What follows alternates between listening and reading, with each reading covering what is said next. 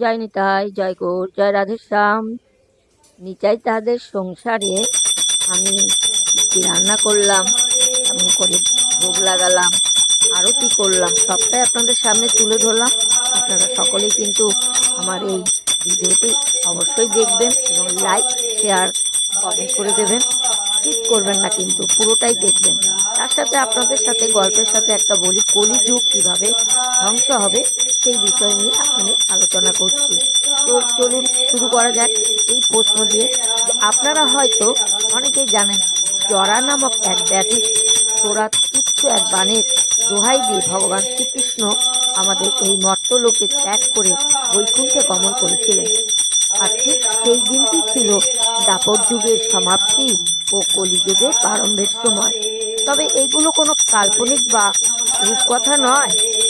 শ্রীমদ্ ভাগবত গীতা, মহাভারত, ভাগবত পুরাণ, বিষ্ণু পুরাণ, ভবিষ্যৎ পুরাণ, কল্কি পুরাণ, অগ্নি পুরাণ এবং বিষ্ণু পুরাণ থেকে প্রাপ্ত তথ্য মতে শ্রীকৃষ্ণের দেহাবসান সম্পর্কে যে সকল তিথি নক্ষত্রের উল্লেখ করা রয়েছে তা দিয়ে নির্বিঘ্নে সেই দিনকার দিন, তারিখ বা সময় নির্দিষ্ট করে বের করতে পেরেছেন।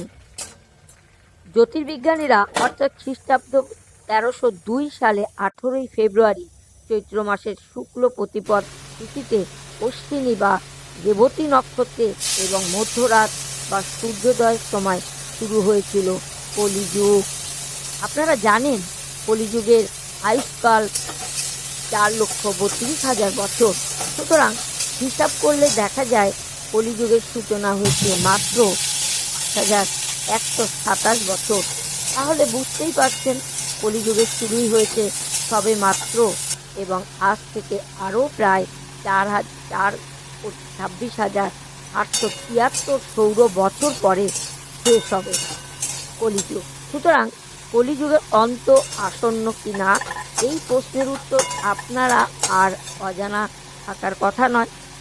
অসুর কলি, এবার জেনে নেওয়া যাক যে অসুর কলি সম্পর্কে আপনারা জেনে আশ্চর্য হবেন যে দুর্যোধনকে বধ করার পর দ্বাপর যুগ শান্ত হয়েছিল। সেই দুর্যোধন স্বয়ং ছিলেন অসুর কলির অবতার। মূলত দ্বাপর যুগের সংকুচিত করে কলিযুগকে ত্বরান্বিত করার জন্যই তিনি জন্ম নিয়েছিলেন দুর্যোধন রূপে। যাই হোক, অভিমন্যু পুত্র পরীক্ষিতের রাজত্বকালে অসুর কলি আরও ফিরে এলেন পৃথিবীতে। তবে মহাবীর পরীক্ষিতকে বাধ্য করে বা তার সাথে দ্বন্দ্ব করে অসুর কুলে পক্ষী পৃথিবীতে অবস্থান করা সম্ভব ছিল না। তাই তিনি মহারাজ পরীক্ষিতকে প্রমিত করেই তার কাছে পৃথিবীতে অবস্থান করার অনুমতি চাইলেন। তবে কলিকে পৃথিবীতে থাকার অনুমতি দিলে তার পরিণাম যে ভয়ঙ্কর হবে তা সহজেই অনুমান করতে পেরেছিলেন মহারাজ পরীক্ষিত। আবার বিধির বিধানকে অগ্রাহ্য করে অসুর কলিকে কলিযুগে তার কর্ম থেকে বিরত রাখাও তিনি সমীচীন মনে করেননি। সবশেষে মহারাজ পরীক্ষিত অসুর কলিকে 5টি স্থানে বসবাস করার অনুমতি প্রদান করেন।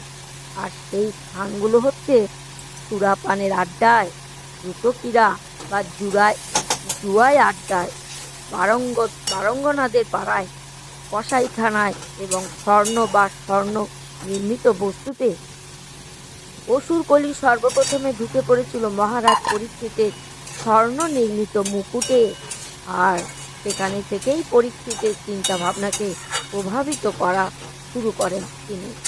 তারপর কলির প্রভাবে বুদ্ধিভ্রষ্ট মহারাজ পরীক্ষিত শ্রমিক মুনির গলায় সাপ ঝুলিয়ে দেন এবং শ্রমিক মুনির পুত্র শৃঙ্গি ঋষি অভিশাপে তক্ষকের দংশনে প্রাণ হারান।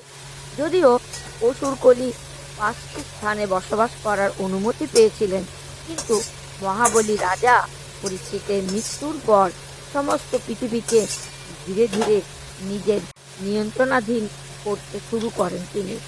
কলিযুগের 3টি ধাপ। এবার জেনে নেওয়া যাক যে কলিযুগের 3টি পর্যায় সম্পর্কে।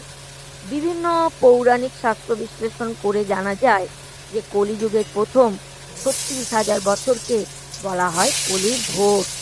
পরবর্তী 1,60,000 বছরকে বলা হয় ঘোর কলি এবং কলিযুগের শেষ 36,000 বছরকে বলা হয় কলির সন্ধ্যা, কলির ভোর। কলির ভোর অর্থাৎ কলিযুগের প্রথম 36,000 বছর সম্পর্কে বৃহৎ পুরাণ সহ বেশ কিছু পৌরাণিক শাস্ত্রে থেকে জানা যায় যে এই সময়টাতে কিছুটা হলেও ধর্মের অস্তিত্ব থাকবে। তবে এর পাশাপাশি মানুষ ধীরে ধীরে বেদাদি শাস্ত্র থেকে বিমুখ হতে শুরু করবে এবং কালক্রমে অগণিত ধর্ম, মত ও পথের জন্ম হবে। এছাড়া ঈশ্বরের অভিশাপ বৃদ্ধি পাবে এবং ঈশ্বর প্রেরিত কিছু মহাপুরুষ পৃথিবীতে অবতীর্ণ হয়ে সাময়িকভাবে ধর্মকে প্রতিষ্ঠা করবে। এই ভবিষ্যদ্বাণী প্রমাণিত হয়েছে বৌদ্ধ ধর্মের উত্থান এবং শ্রী চৈতন্যদেব ও আদি শঙ্করাচার্যের মতো মহাপুরুষদের আবির্ভাবের মাধ্যমে। তবে কলিযুগের 10,000 বছর অতিবাহিত হলে আর কোনো মহামানব জন্ম নেবেন না। কলিযুগের প্রথম 5,000 বছর অতিক্রান্ত হলে গঙ্গা ধীরে ধীরে জলশূন্য হতে শুরু করবে এবং এক পর্যায়ে দেবী গঙ্গা তার সম্পূর্ণ জলপ্রবাহ বন্ধ করে বৈকুণ্ঠে ফিরে যাবে। এর পরবর্তী 5,000 বছর পরে কোনো দেবদেবী আর পৃথিবীতে অবতীর্ণ হবেন না বা অবস্থানও করবেন না এবং এই কলির ভোরে আস্তে আস্তে ফুটে উঠবে কলিযুগে ভীতিকর কিছু বৈশিষ্ট্য। যেমন এই বৈশিষ্ট্যগুলো বলছি আমি, তো তার মধ্যে আমার রান্নাগুলো একটু সকলে দেখবেন। কিন্তু মানুষের ধর্ম, সততা, ন্যাপারায়ণতা, সহনশীলতা ধীরে ধীরে হ্রাস পেতে শুরু করবে। সেই সাথে লোভ, ক্রোধ এবং ইচ্ছার মতো নেতিবাচক গুণাবলী ক্রমান্বয়ে বৃদ্ধি পাবে। এরপর আবার মানুষের জীবনকাল, শারীরিক শক্তি বৃদ্ধি হবে সংক্ষিপ্ত এবং মহামারী ও রোগব্যাধির প্রকোপ বাড়বে। ধন এবং ক্ষমতা হবে মানুষের গুণ ও সম্মানের একমাত্র মাপকাঠি। বিবাহ হবে শুধুমাত্র শারীরিক সুখ ভোগের উদ্দেশ্যে এবং তুচ্ছ থেকে তুচ্ছতর কারণে ঘটবে বিচ্ছেদ। সেই সাথে পারিবারিক বন্ধন বিলুপ্ত হবে ক্রমান্বয়ে। নারীরা নগ্নতা ও তাদের শারীরিক সৌন্দর্যকে নিজেদের পুঁজি বলে মনে করবে। ব্যবসা বাণিজ্য পরিচালিত হবে প্রতারণার উপর ভিত্তি করে এবং ধর্মীয় প্রতিষ্ঠানগুলো আস্তে আস্তে পরিণত হবে ব্যবসা ক্ষেত্রে। শাস্ত্রীয় বিধিবিধানের অপব্যাখ্যা করে মানুষ তার স্বার্থসিদ্ধি করবে। ঠিক যেমন বৈদিক বর্ণাশ্রম প্রথাকে জন্মগত জাতিভেদে রূপদান করা হয়েছে। প্রাকৃতিক দুর্যোগ যেমন খরা, বন্যা, অতিবৃষ্টি, ভূমিকম্প, ঝড় এবং দুর্ভিক্ষ বাড়বে। মানব সৃষ্টির বিপর্যয় যেমন হানাহানি, যুদ্ধ, ব্যভিচার ইত্যাদি বাড়তে থাকবে। মানুষ ধর্মশাস্ত্র, ধর্মীয় অনুষ্ঠান এবং আধ্যাত্মিকের প্রতি আগ্রহ হারাবে। অযোগ্য ব্যক্তিরা রাজনৈতিক ক্ষমতা দখল করে নিজেদের স্বার্থসিদ্ধি করবে এবং প্রজাদের ওপর অন্যায়, অত্যাচার, নিপীড়ন পরিচালনা করবে। ঘোর কলি। তো কলির ভোরের পরে ধাপ হচ্ছে ঘোর কলি, অর্থাৎ পরবর্তী 3,60,000 বছর আমাদের পৌরাণিক শাস্ত্রে ভবিষ্যৎবাণী অনুসারে এই সময় মানুষের মধ্যে ধর্মের বিন্দুমাত্র অবশিষ্ট থাকবে না, ফলে ধর্মের অবনতি চরম সীমায় পৌঁছাবে। এবং তারপর এর সঙ্গে কিন্তু আমার সেবা পুজোগুলো সকলে দেখবেন ভক্তরা। সমস্ত নদীর জল শুকিয়ে যাবে এবং পিপাসায় জলটুকু খুঁজে পাওয়া যাবে না। মাতা ধরিত্রী তার বুকে সকল প্রকার ফসল উৎপাদন বন্ধ করে দেবেন। ফলে মানুষের ক্ষুধা নিবৃত্তির জন্য কোনো কিছুই পাওয়া যাবে না।